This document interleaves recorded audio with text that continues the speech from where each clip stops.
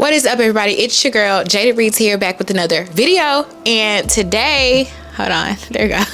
And today we are going to be doing our quarterly reading wrap up, and I'm also going to do the quarter year crisis tag. I don't know who it's created by, but I did get the questions from Savage Reads.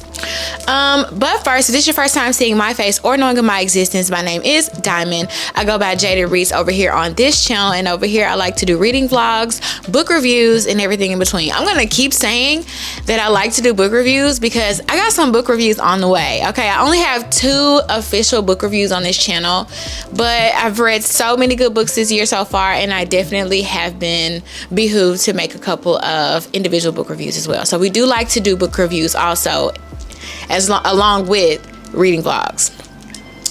So yeah. All right, so we're gonna go ahead and get started. So before I do the quarter year crisis book tag questions, I want to go over a few stats with you guys. I am a statty type of girl, a little bit, you know. I like to read data. Formerly in my former career as a teacher, I had to read a lot of data as it related to tracking the growth of my students with their mathematics. So I do like data. So we have a couple of graphs here from my story graph that I am affiliated with. I don't use Goodreads. I don't know if I ever will, but I'm so, like, my mind is already set on StoryGraph, so that's what I continue to use, and I've been using it since 2020. All right, so the first graph we have up is how many books I've read this year. So here on the story graph, it says 15 books, but I've actually read 18 books. I don't count, I don't put in my DNFs because all of my DNFs are tentative and I do plan on finishing them. So I've read 17 books total, which 2 have been DNF'd and 1 I am 100 pages away from being done. I'll be done with that book by the end of today. So I'm going to count that book. So I've read 18 books this year. Well, no, you know what? Let's go off the graph. Okay. I read 15 books this year. That is a total of 5,533 pages.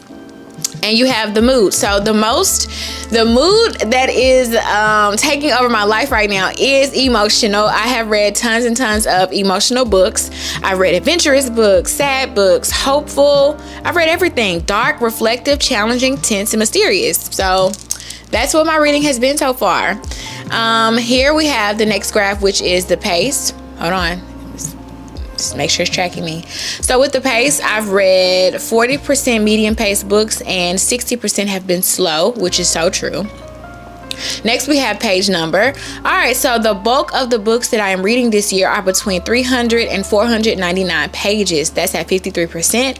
33% of the books have been 300 pages, and 13% of the books have been 500 plus pages. So I'm really, really happy with that. All right, I've only read fiction this whole entire year. I have DNF 1 nonfiction. That's why it's not on here. And these are the genres that I've been interested in this year: literary, fiction, classic, historical. Look, literary is the most, of course. That's what I read the most of.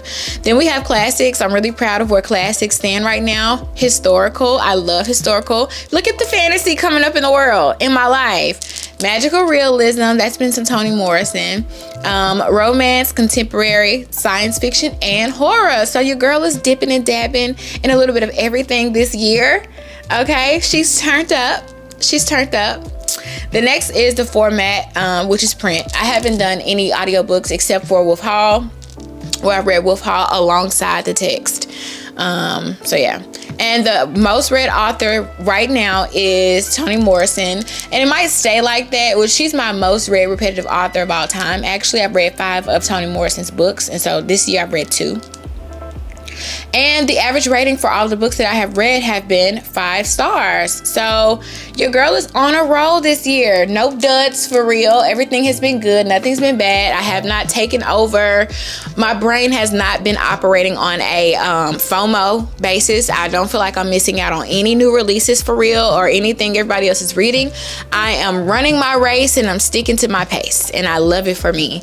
All right, so next up we have the quarter year crisis book tag.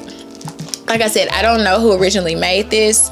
So if you originally made this, go ahead and comment below that it's your original tag, which I know that's not gonna happen.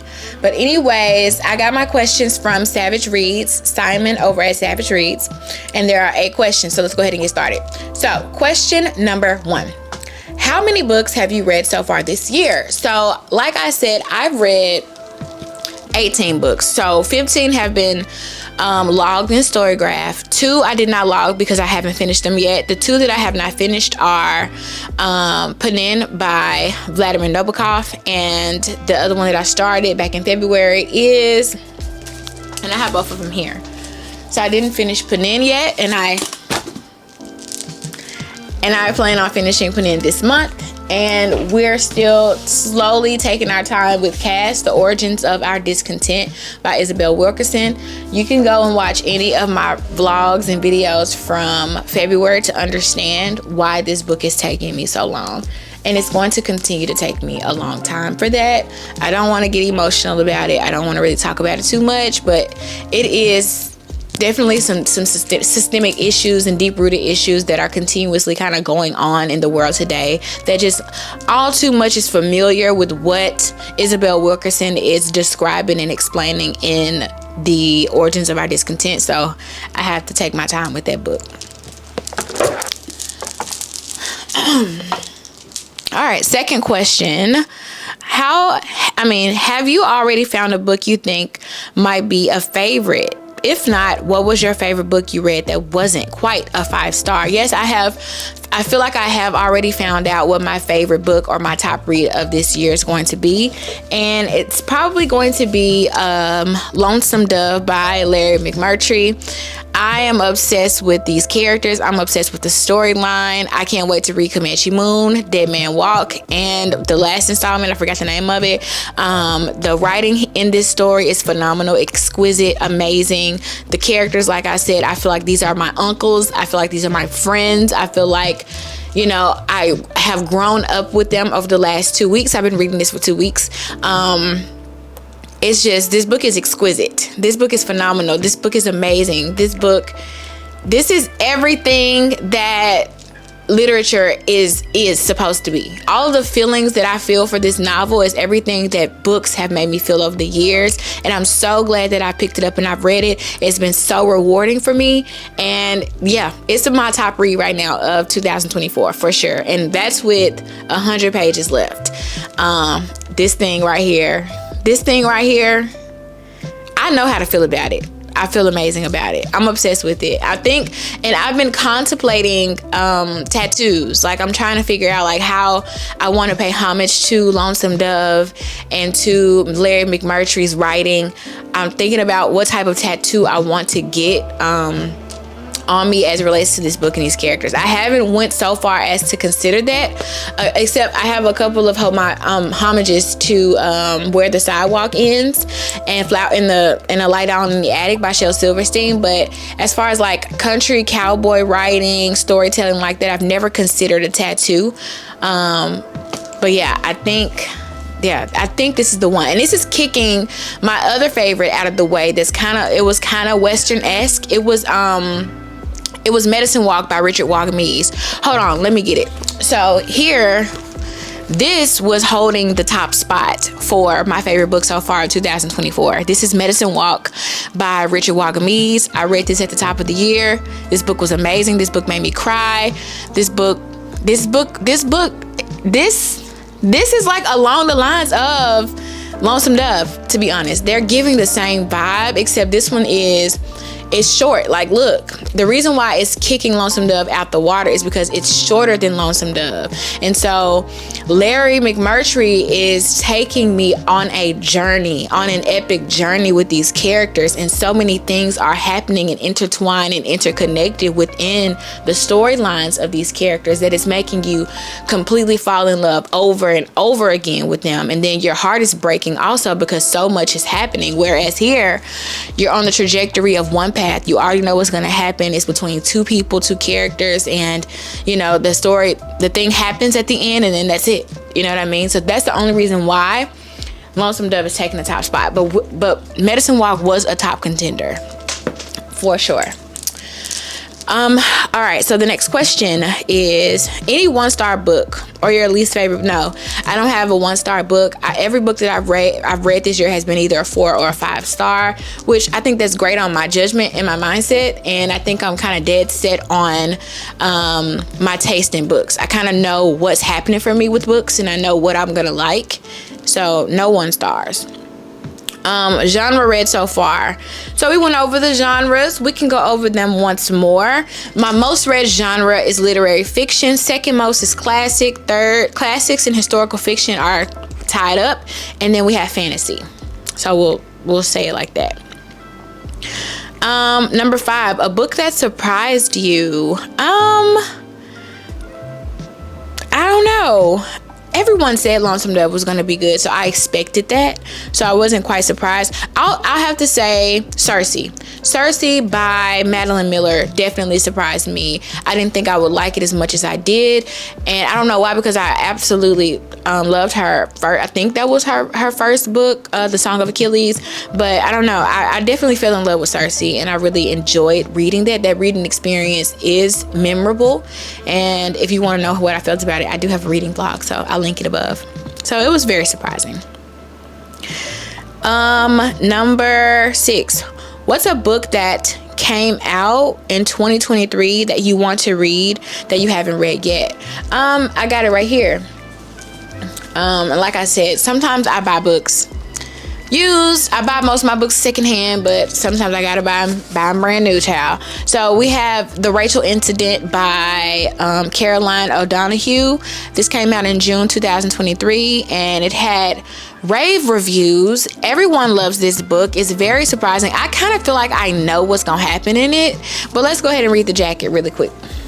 And she, I think, is an Irish author, which one of my favorite books of 2 years ago, 2022, was what's the name of that book? Was Milkman by Anna Burns. So I'm into Irish authors. I love that book, so I'm interested to see what Miss O'Donoghue has to say next. All right, so I'm gonna read the jacket. Rachel is a student working at a bookstore when she meets James, and it's love at first sight. Effervescent and insistently heterosexual, James, and why does it have to say and insistently? You know what I mean? Like, these are all telltale signs that something awry is going to happen. Because why is he insisting that he's heterosexual? What's that about? You know what I mean? So, effervescent and insistently heterosexual, James soon invites Rachel to be his roommate, and the two begin a friendship that changes the course of both their lives forever. Together, they run riot through the streets of Cork City, trying to maintain a bohemian existence, while the threat of the financial crash looms before them. When Rachel falls in love with her married professor, Dr. Fred Byrne, James helps her devise a reading at their local bookstore with the hope that she might seduce him afterward. But Fred has other desires. Yeah.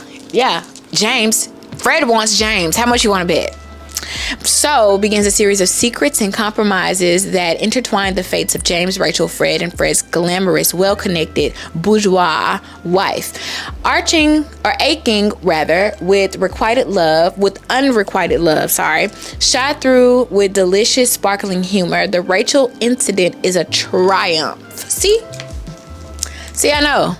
Because why does James insist? He insists that he is heterosexual. Baby, James and Fred are going to have, it's either going to be some threesomes happening, or James and Fred are going to, they're going to do their thing. They're going to do the do.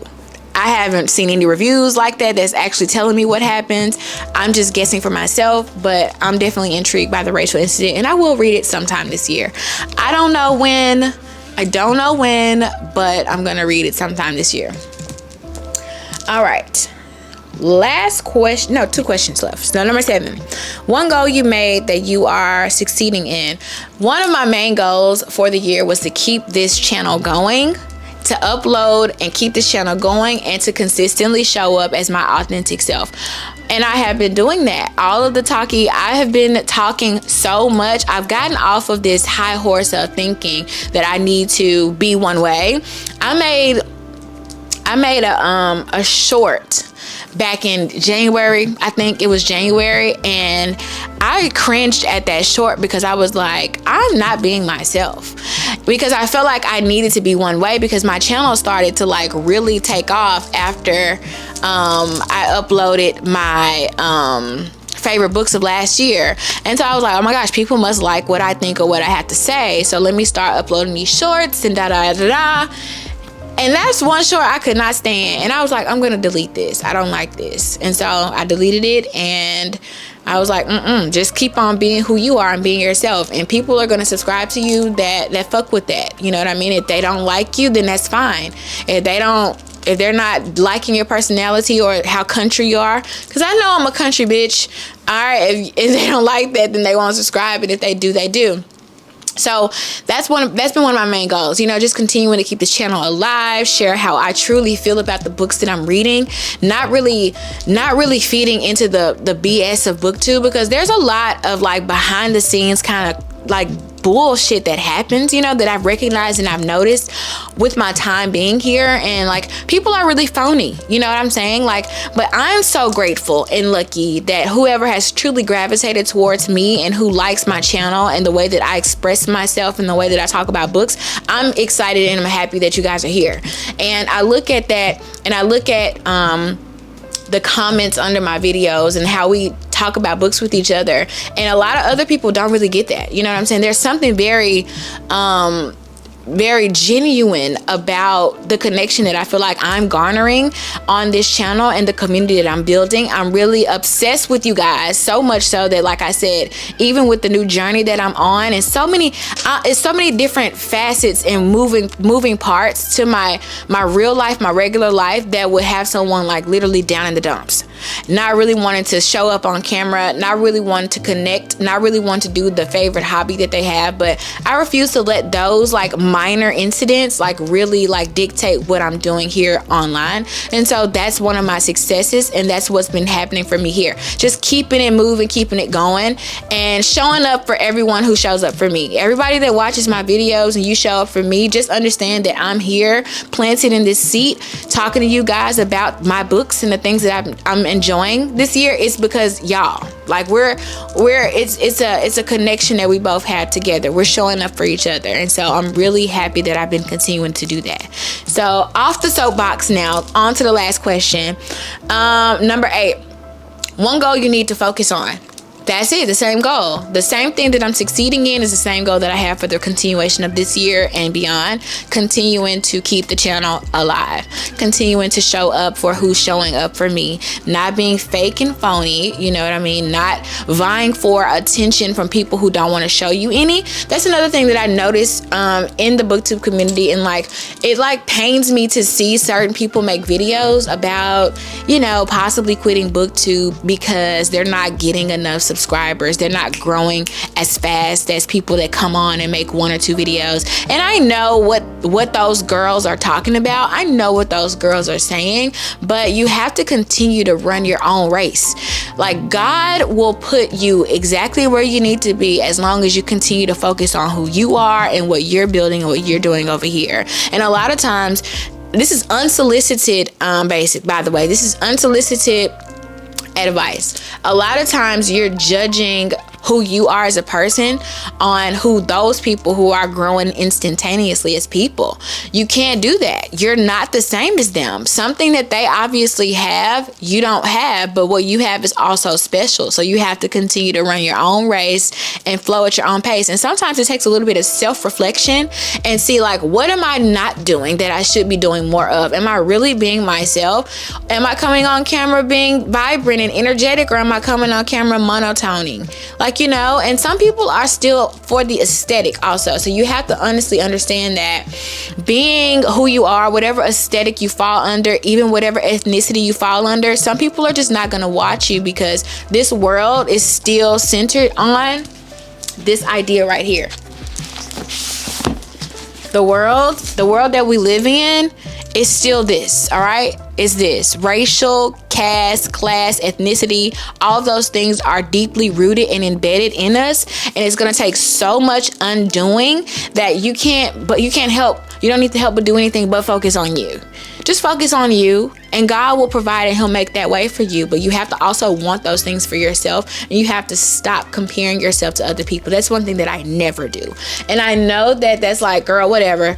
You never compare. I don't ever compare myself to anybody else, especially on the internet. It's all smoke and mirrors here. You know, I'm real. I'm authentic. The person that you see right now is the person that it is when the camera shuts off. But, you know, everybody else, we can't say the same for those people. So that's another thing. Just continuing. Those are my goals. Continue to be successful with my YouTube channel. I measure my success by what I'm doing for myself, nobody else. And so I have to just continue to remember that and continue to do that. And that's just what it is, right? So I'm off the soapbox once again. I've enjoyed making this video.